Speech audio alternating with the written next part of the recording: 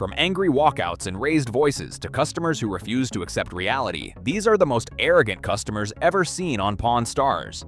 This isn't just disappointment over low offers. These are moments when pride took over and tempers flared. Sellers argued with experts, dismissed facts, and acted like they knew more than years of experience and market data. Some couldn't accept the truth, others took it personally, and a few stormed out rather than face reality.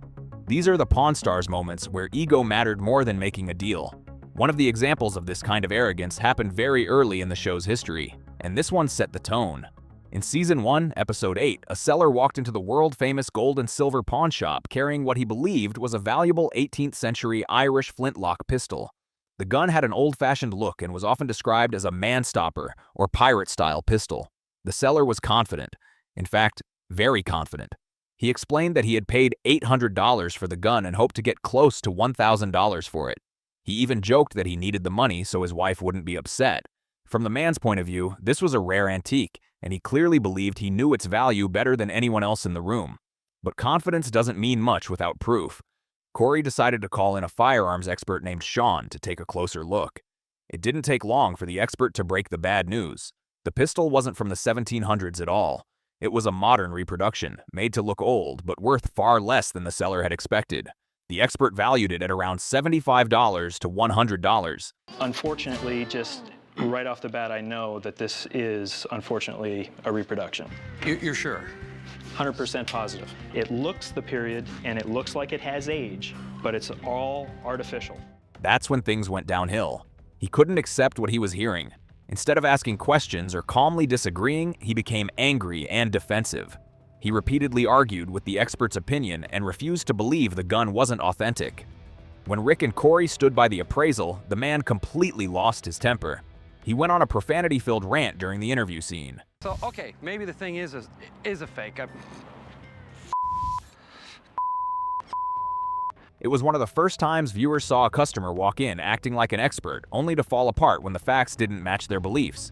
And while that moment was intense, it wouldn't be the last time a seller's ego got in the way of reality. The next customer took arrogance to a whole new level. Instead of being wrong by a few $100s, this seller believed he was sitting on $1 million treasure. In Season 16, Episode 4, Pawn Stars featured another unforgettable moment involving an extremely confident seller and a shocking claim. This time, the item wasn't a weapon, it was a photograph.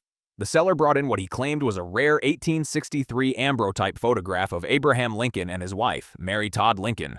According to him, the photo was unique, historically important, and worth $1 million. From the moment he named his price, it was clear he expected Rick to be impressed. Rick, as always, stayed calm but cautious. A claim that big required serious proof, so he did what he always does. He called in an expert. The photograph was carefully examined using facial comparison technology, including analysis of facial features like eyebrow structure. The results were not what the seller wanted to hear. The expert explained that the facial features did not match Abraham Lincoln, especially around the eyebrows. Based on the evidence, the photo was not authentic. The issue with this guy being Abraham Lincoln, you can see that his nose is a little bit different, his eyes are a little bit different. That this woman has sort of different eyebrows. I don't want to be difficult here, but I feel I'm an expert. Instead of accepting the expert's findings, the seller pushed back. He questioned the analysis and stood firm on his $1 million claim. No matter how clearly the expert explained the results, the seller refused to back down. In the end, Rick had no choice. Without proof, there was no deal. The seller chose to walk away, clearly frustrated and unwilling to accept that his prized item wasn't what he believed it to be. Okay, so you heard Marine. Okay, so, all right, I appreciate it. Like I said, we can agree to disagree. Yeah, thank you very much. I appreciate it. Have a good one. Take care. Yeah, no, it didn't sell today. That's not a big deal. It will stay in the collection. In this case, I never got past first base. It's just the way that it happened. But not every arrogant moment on Pawn Stars displays obvious arrogance. Sometimes it's the quiet disbelief on a seller's face that says everything. One of the most memorable examples came in Season 1, Episode 3, when a man walked into the pawn shop with a very unusual item. A 1958 Glastron Sea Flight boat designed to look like a 1957 Chevy. At first glance, the boat was eye-catching. Its car-inspired design made it feel rare and collectible, and the seller clearly believed he was sitting on something special.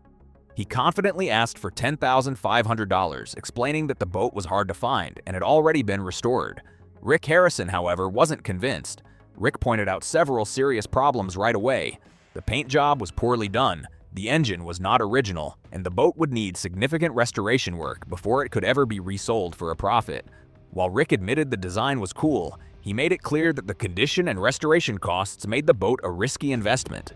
This is my problem with it. It's like lipstick on a pig. I mean, we have a terrible paint job, okay? It doesn't have the original motor. Okay, I realize all the flaws with this boat. But that's not, the point is just the styling, and can you even find one? That's when the mood changed. The seller took Rick's comments personally. He felt insulted by the criticism of his restoration work and became visibly annoyed that Rick wouldn't make a strong offer. From the seller's point of view, Rick wasn't appreciating the effort or the rarity of the boat. Rick stood his ground. Without room to make money, he refused to make a serious offer at all. In the end, the seller chose to walk away, all because he couldn't accept that a cool design doesn't always equal high value. It was a classic Pawn Stars moment where emotion and pride clashed with business reality. But boats and cars aren't the only items that bring out strong emotions. Sometimes, music memorabilia can spark even bigger egos, especially when someone believes they're holding a priceless piece of rock history. In Season 13, Episode 25, a seller entered the shop carrying what he believed was a massive payday. A Led Zeppelin 1 vinyl record signed by all 4 members of the band: Robert Plant, Jimmy Page, John Paul Jones, and John Bonham. The seller was absolutely convinced the album was worth a fortune. He expected a huge offer and showed little doubt about its value. To be fair, the signatures were real, but authenticity is only part of the story. Rick called in Steve Grad, the show's trusted autograph expert, to evaluate the item. Steve confirmed that the signatures were genuine, which already made the album valuable. However, when it came time to discuss price, the seller didn't like what he heard. Steve explained that based on market demand, similarly signed Led Zeppelin albums typically sold for around $10,000 to $12,000.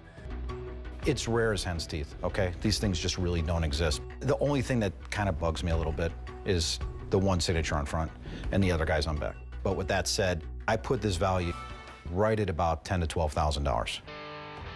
That number was far lower than the seller's asking price, which was more than double that amount.